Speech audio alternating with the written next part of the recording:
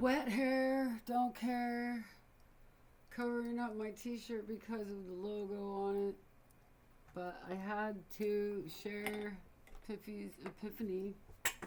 Why do they happen so often in the shower? They definitely do for me. Forgive the glare, whatever. This is too important.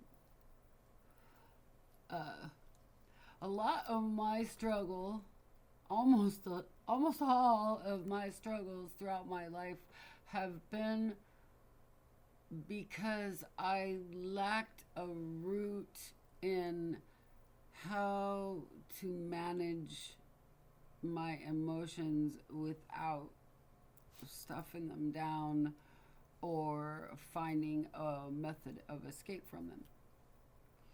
And I cannot count the number of times that I have shake, shaken, trembled, cried, paced, knowing and telling myself I can't do this. Now, I'm diagnosed with panic anxiety disorder and PTSD, and the backstory to that is long, but at any rate, I also have other chronic health conditions, and here's the epiphany I had in the shower. So I've been studying to supplement my knowledge through experience. And that's why, I mean, other than the fact that you need one in order to help other people, that's why I've been getting a degree. Um, so part of the process, in part of my own process of not having been able to work this whole entire century and going on disability the last day of 1999 at 39.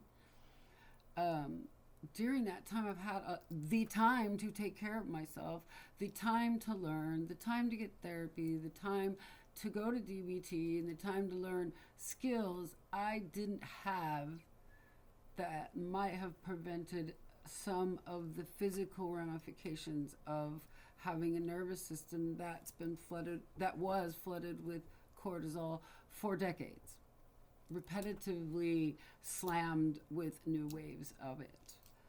Um, so, at any rate, without tools to manage all of that adversity, all of those distressful, all of those traumatic experiences, I always told myself I can't do this. Right before I escaped, right before I suppressed.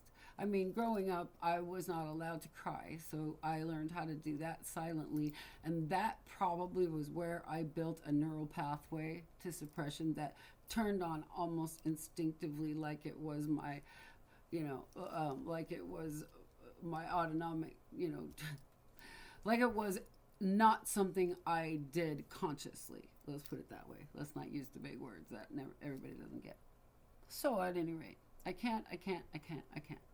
Well, somewhere along the line, probably about the time that my world of pudding got so thick I was not living, I was just surviving. My stomach had shut down from the amount of morphine equivalents of opiates I was being given, along with tranquilizers, which also slowed down my motility. I had already been diagnosed with IBS at 22. So many of these conditions that I had that were idiopathic were the result of a somatization disorder that was built in early in my lifetime, where I was not allowed to express, so my body started interpreting things differently. It shut down a lot of things, and it hypersensitized me so that I could feel safe. At any rate, I would find myself afraid that if I broke down and allowed myself to express an intense emotion, like when my husband died, that I could not stop.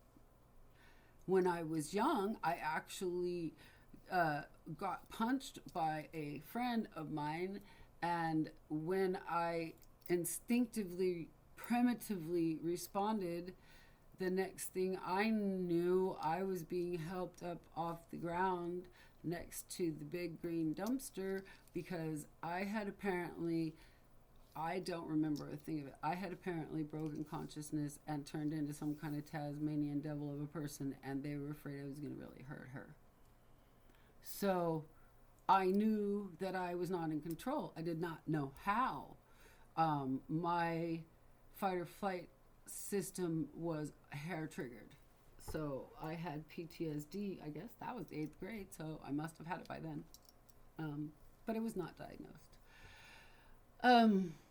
Anyway, somewhere along the line of my healing journey over the past 26 years, up till now, I learned about cognitive reframing, and I shifted that thought I can't to I can and or I can but. So like when I got the trigeminal neuralgia and the medications made me feel like I used to in the world of pudding, and to me that's just nope, time out, sorry, not acceptable, that is not living. I will not sit here surviving. I know how to thrive, and I could not do that under the medications that they had given me. And then they dropped my the medication. Side effects were that all my electrolytes slammed, and I ended up in the ER, and now I supplement my electrolytes every day. Because y'all, if you filter your water, you ain't getting them. Anyway, so I've gone from I can't to I can, but it hurts. I can brush my teeth, but it hurts. I can go out in cold wind, but if it hits my cheek, it hurts. It hurts more than anything you can even dream of. All of you that have had children, more than that. Thank goodness, though, I have had a plethora of pain throughout my life. So, as my son said, I was well prepared for this. And I learned that instead of like a lot of the others I knew and saw and made acquaintance of in the support groups for trigeminal neuralgia, who could not brush their teeth, could not eat, could not go anywhere, could not sleep, I could, even without the medication. I have other medications, though, that take the edge off, that are for other pain conditions, but not the level of opiates I was ever taking. I don't take tranquilizers. I smoke cannabis. At any rate, in the shower today, crazy as it may sound, it was like a download, y'all. And maybe that's happening, maybe it's not. But I had an epiphany. And the epiphany that I had is that knowledge is the bridge from I can't to I can. Let me repeat it so you can get it. Knowledge is the bridge from I can't to I can. And I didn't realize that. That kind of must have been, well, I didn't consciously acknowledge that that was a step, and it's a vital step. You cannot just say, hey, you know, if you just think about it as I can but or I can and, because I mean, I can brush my teeth, but if I get a zap, it's really painful.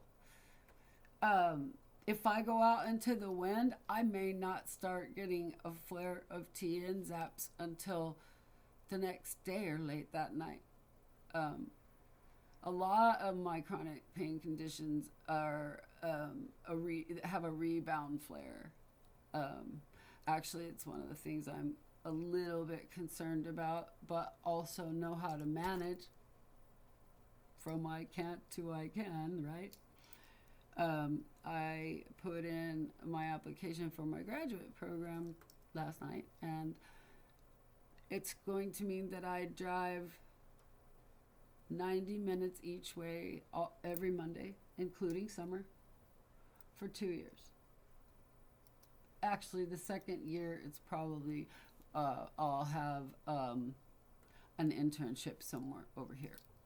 But I will be driving over by Spokane every Monday if I get into this program.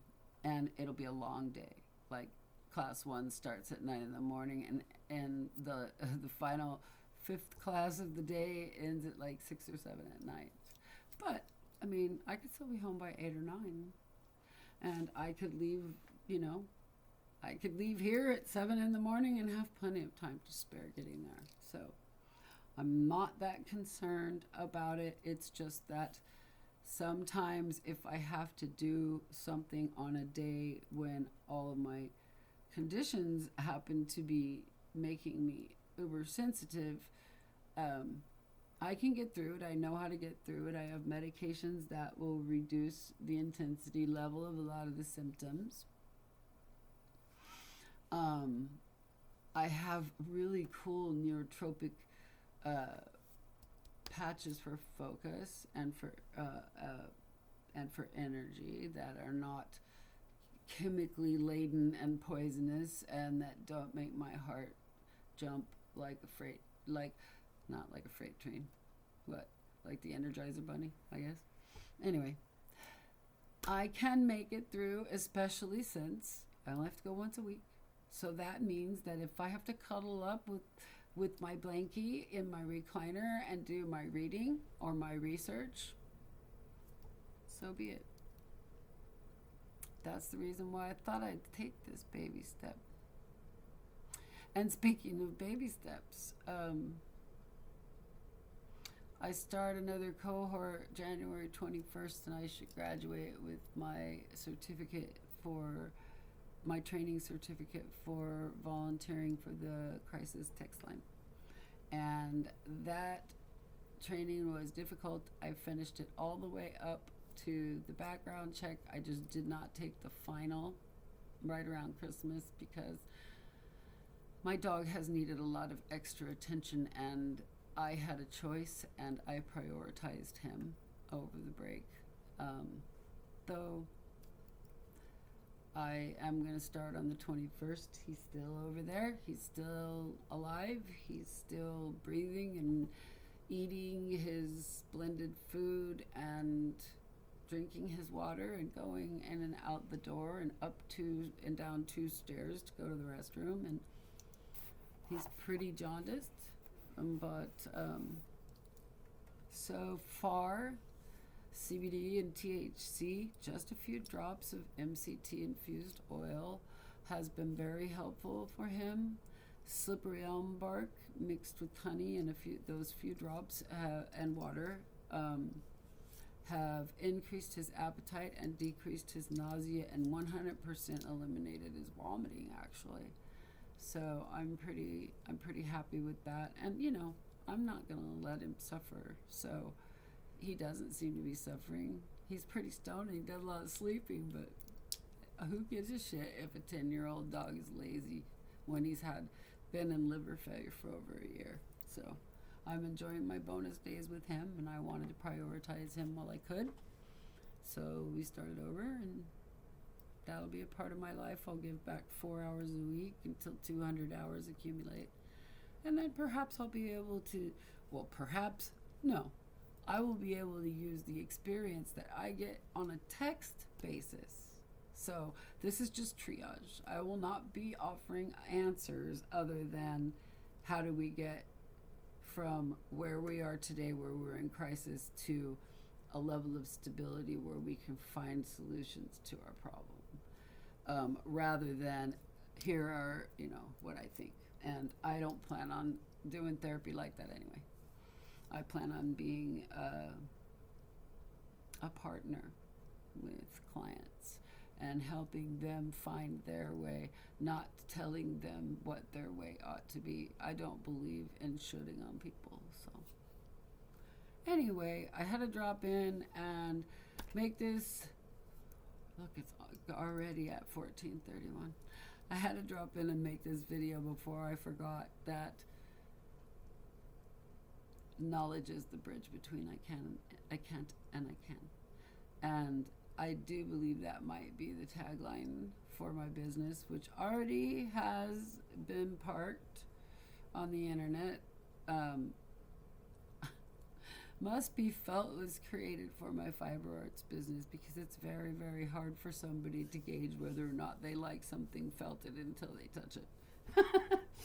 However, at that time in 2011, when that came to me, I could never have known that my journey would lead me to such a level of healing and wisdom and knowledge about how to reduce how much somebody suffers when they have accumulated these trauma responses, and how to help them find ways that work for them to manage them.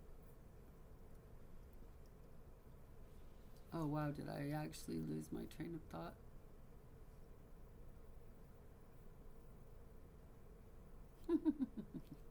Anyway, most of what I know is from experience, but rather than try and lay my experience down on somebody, I want them to use their own experience, and I want them to use their own brains to develop their own plans, and I'll be there with suggestions if they want them, and good questions that they can ask themselves that will help them find their way. At any rate, here we are at 16:23. I can't make it go to 20 minutes, but thank you for coming to my not TED Talk. This is Piphy's Epiphanies. I think we're at number 3 already. Love you, bye.